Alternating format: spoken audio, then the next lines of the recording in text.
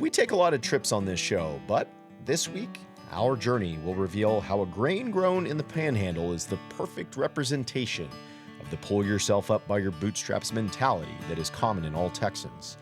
We'll visit a farmer in Sunray, stop to see a maltster in Fort Worth, say howdy to a beer maker in Austin, and finish things up on a peach farm in Fredericksburg. It's an episode about a beverage that you can find in country songs, backyard barbecues, and probably in your fridge right now. Why don't you hop in, travel with me? My name is JB Sauceda, and this is Texas Country Reporter.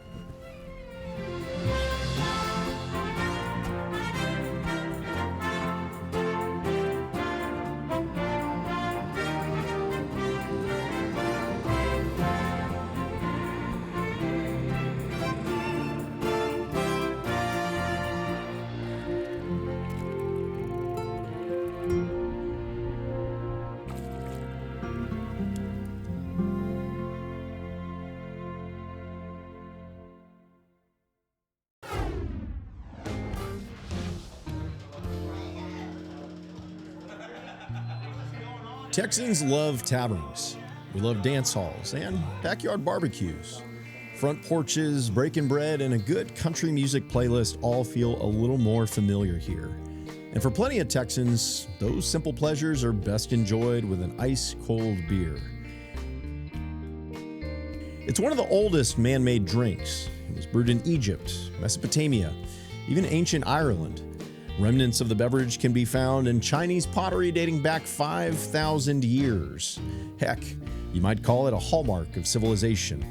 Hunter-gatherers could hunt and gather a little less once grain cultivation became viable. And that led humans to making bread and beer. What's that got to do with Texas? Well, beer has been produced here for a long time too. The first brewery was opened in San Antonio in 1855, and by 1875, there were 44 breweries across the state. The Prohibition wiped out many Texan brew houses, and after that, most beer served in Texas came from big national brands. At its core, beer is simple. Grain from the soil, water from the sky, yeast from the air, and time. What's not simple is where all those ingredients come from. That cold beer took hands to grow the grain, expertise to malt, taste to brew it, and someone to haul off the leftovers. As it turns out, the cold one has a pretty cool story in every can. Brian Winslow is one of the many hands that touch the grain to make the beer at the center of our story. He's the owner and brewer at Elmo Brewing Co, a spot that I know well. You see, before hosting TCR, my wife and I built a logistics company together, and St. Elmo was the backdrop to many company happy hours. Brian has always been a creative guy, hosting fun events and open to brewing interesting beers with cool inspirations. Recently, he was approached with the idea of crafting a beer made with grain grown and malted right here in Texas. It's really cool because like this story starts in a farm in the Panhandle, and then it goes to Fort Worth to TexMalt, to the maltster, and then they drove it down to our brewery, and then we use it to make this beer, and then when we're done making this beer, it's going to go to a farmer in Fredericksburg, and then it's going to go to a butcher and then a restaurant.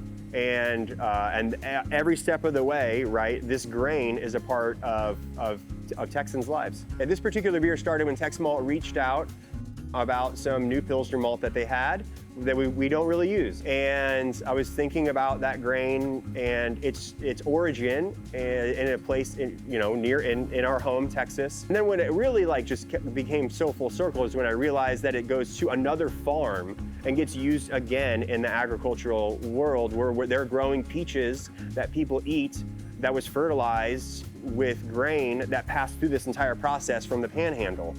Some of the coolest stuff really happens on the local level, where we are getting together with our neighbors to make something fun. And for us, that's Texas. And fortunately for us, Texas does a lot of cool stuff. So, we have great farms and great craftsmen and good brewers and then great farmers again. So it's important to build a community beyond, and with the products that we make. And it's also just fun.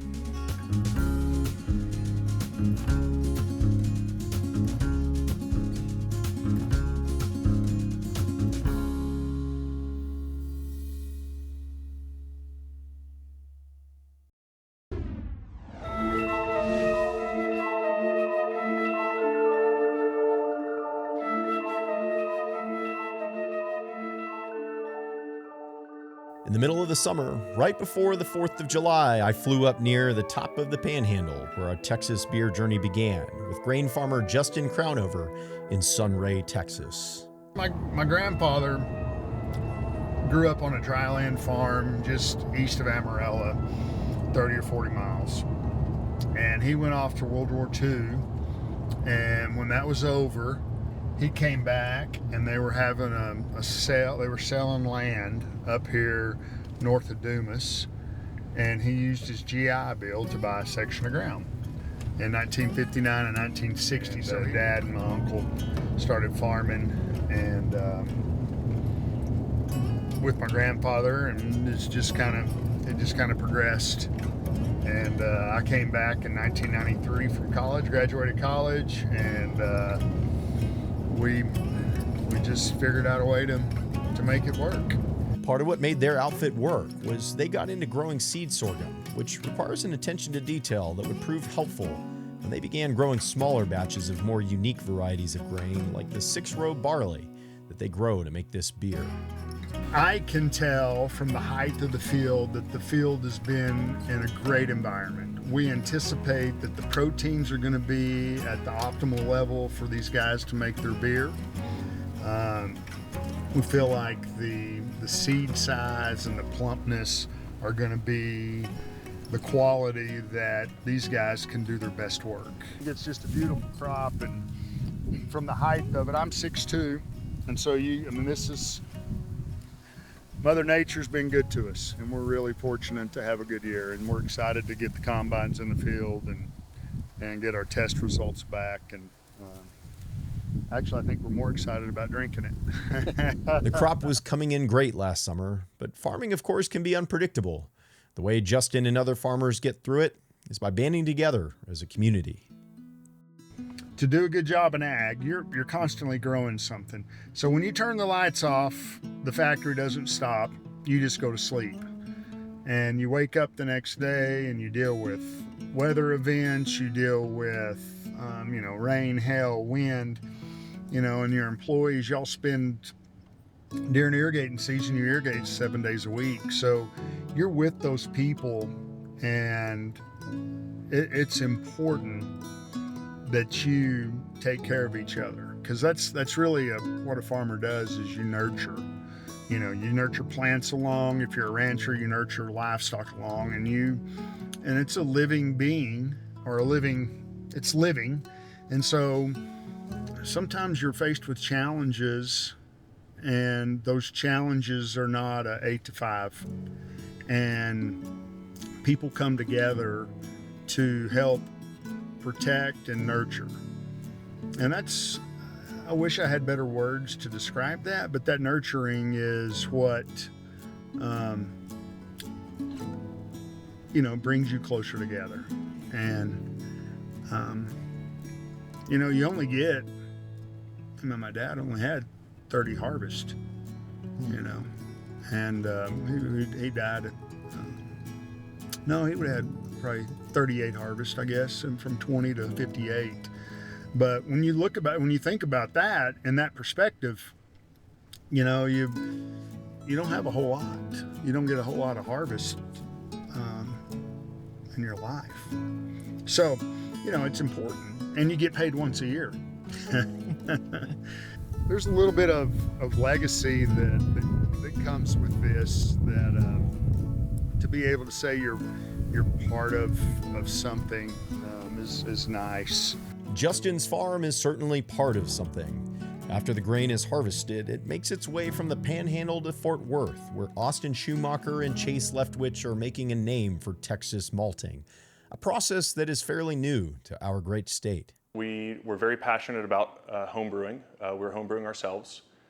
We had gotten close with a brewery here in town in Fort Worth, and come to find out that none of the malted barley, none of the grain that they're using to make their local beer came from Texas. And we just were like, well, why?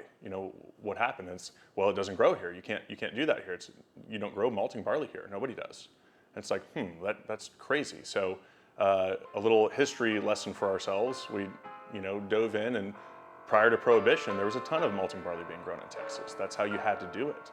If you wanted a local beer before Prohibition and at the turn of the century, you had to grow the grain, malt the grain, brew the beer. That's just how anything was. That's why there's, some of the German heritage that's been around here, that's exactly what they were doing. Well, how do we get local grain? Nobody was growing it, so we had to do some research on varieties first. We found some out of the Carolinas that seemed more suited for our climate and our lower latitude. And we talked a farmer into growing some for us. He was passionate about craft beer and different things at the time too, and thought it was cool. And sure, he's essentially taking a gamble on us. Growing the grain and malting it right here in Texas. I love the idea that this is all happening locally, but you might be wondering, what exactly does it mean to malt the grain? It's essentially the cornerstone of a beer, right? It is the base of the beer. Without malt, there's not actually an alcohol content in the beer.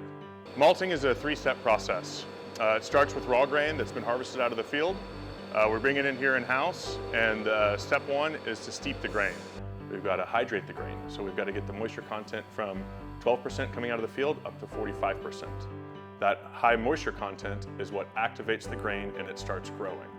That growing process that is taking place inside the kernel is what's converting those starches into the consumable sugars, like I mentioned. So over the course of about 40 to 48 hours, we're in our steeping cycle. We submerge the grain. During that process, it starts creating CO2, and we'll pull that CO2 off the bottom. So basically, we're re-energizing the oxygen that's available for the grain to consume. After the steeping, we go to germination. So that's the next 3 to 4 days. And that is when the kernel thinks it's springtime and it's ready to grow. It is physically growing. And so in our Saladin boxes, which is where we're germinating, every 8 hours we have to turn the grain. Turning the grain keeps the rootlets that are physically coming out of the kernels from growing together. If we didn't do that, it would grow together and you would not be able to process it after that.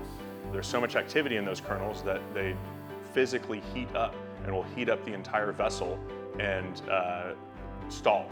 Essentially, it'll spoil the grain. So we keep it cool. We go into the kilning process. The kilning process dries it from that 45% moisture content back down below 10%. That halts the process and dehydrates it so that it's shelf stable.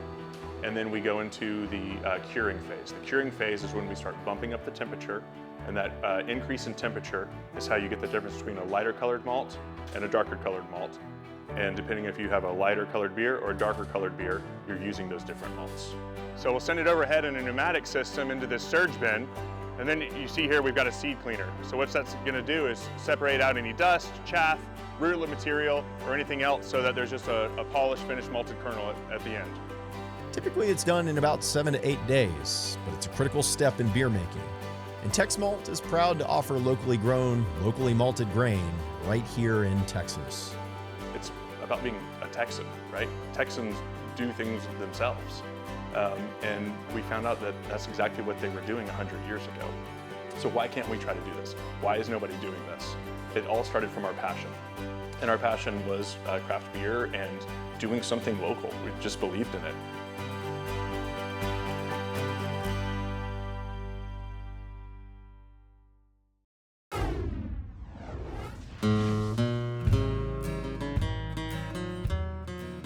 The malting process wraps up at TexMalt. The grain heads south to St. Elmo Brewing Company, continuing its path from the Panhandle Plains to a poured pint in Austin. The first part of the brewing process is to take that whole barley and crack it open in the mill. And so they take it from this to this and they crack it open. You see, they don't pulverize it. We want to just crack it open to get to the inside. Breaking it down, because then we're going to mash it. We're going to take it through the mill, through our auger, into the mash tun where we mix it with hot water.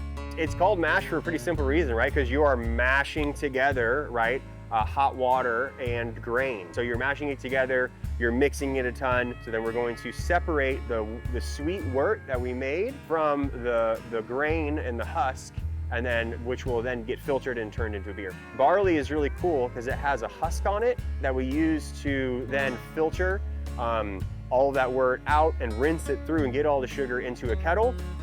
We're then gonna boil, we're gonna add hops, which are going to add bitterness and flavor and aroma to the beer.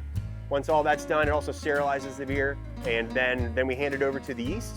and then it's going to ferment and finish the job. With roots in Texas soil and stops throughout our state, the brewers at St. Elmo decided the beer needed a name to match, leaning into Texas Country Reporter for a title that felt playful, proud, and distinctly Texan. This beer, right, is kind of straddled by agriculture. We want this beer to be, first of all, refreshing and pleasant.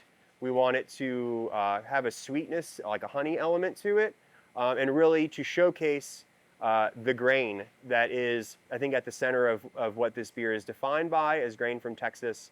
And so that's what we want this to be, is refreshing, pleasant, and then showcase, kind of the sweetness of the farms that it came from. It's this full spectrum of like how this grain goes through this process into this beer and then back to agriculture. It's pretty fun. The farmer Brian mentioned is Paul Engel. For generations, Paul's family has been farming in the hill country, and most of that time has been spent growing peaches. I know my grandfather had on both sides had a peach orchard. So 3 generations, he would be 4. Yeah, we've grown peaches I'll say I was born in the peach orchard. Paul puts the brewery's spent grain back to work, spreading it beneath peaches and peppers, converting yesterday's spent grain into tomorrow's harvest. And the leftovers, well, they get used to fatten up a few skinny cows, closing the loop on this full circle cycle. I go to the local livestock sale and look for really thin cattle that are in really poor condition. They respond really well to the grain, and the reason that a lot of them are in that shape is they're called broke mouth. They don't have any teeth left, and they can really thrive on this spent grain. Paul says the hardest part isn't feeding his cattle, it's fielding the puzzled looks from other folks wondering why he keeps picking the skinniest cows at the auction. He bought her at the auction. She only weighed like 990 pounds. I don't know what she weighs now, but she's pretty heavy. This cow right here, it's just hard to imagine what she looked like when I got her. The most embarrassing part is you're getting over the embarrassment of buying her. It's like at the sale barn. I mean, the skinnier the better, and it's really embarrassing. But once you get over that, but if you were going, like say you were going to the feed store and buying feed, to feed up a skinny cow, you'd go broke. There's no way. So it's a way to use up a lot of this feed and get some value out of it. If it's a younger cow or they're in decent health, about 60 days, and an old cow will take about 120 days. And after those 60 to 100 days, well, there's a reason farmers like Paul don't get too attached to cattle. After the long trip through Sunray, Fort Worth, and Austin, our beer-making process nears its end at this farm in Fredericksburg. The beef harvested from those fattened-up cows returns home to St. Elmo's, where we honored the whole process with a beef dinner paired with the beer. The spectrum of this barley's existence is in like every single aspect of this meal tonight, which I just love so much. Like just like being able to sit and just appreciate like every layer of that is one of the reasons why I love doing what we do, and nerding out about it and having fun with every little fun thing. Anyway, so cheers. To the food that we're about to enjoy, the hands that prepared it, the loved ones and special people next to us, and the extreme love between us, and all of our many blessings. Cheers. A glass of beer may feel like a simple pleasure, but behind every pour is a series of hands, hard work, and know-how. As we followed this journey from Panhandle to Peach Orchard, we were constantly reminded that Texans have a knack for figuring out how to build meaningful things with what's close by. Maybe that's where the bootstrapping spirit comes from. Not from going it alone, but from our friends, farmers, builders, and businesses, collaborating to build something bigger than the sum of our parts. In a state whose motto is friendship, even something as ordinary as a cold beer can be proof of what happens when community, creativity, and a bit of Texan ingenuity come together.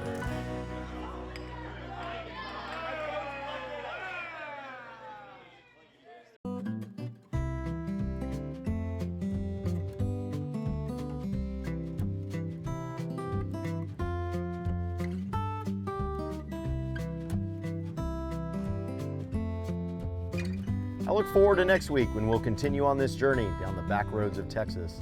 My name is JB Salceda, and this is Texas Country Reporter.